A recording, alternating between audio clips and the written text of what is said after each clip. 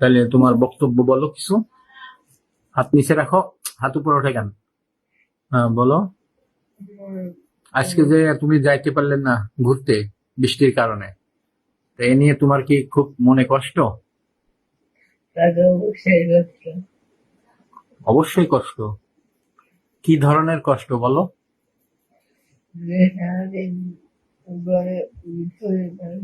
সারাদিন ঘরের ভিতরে আটকে থাকো, একটু বাইরে যাইতে পারো না, তাই তো?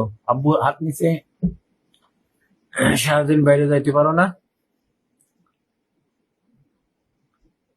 এই জন্য হচ্ছে মন খারাপ থাকে।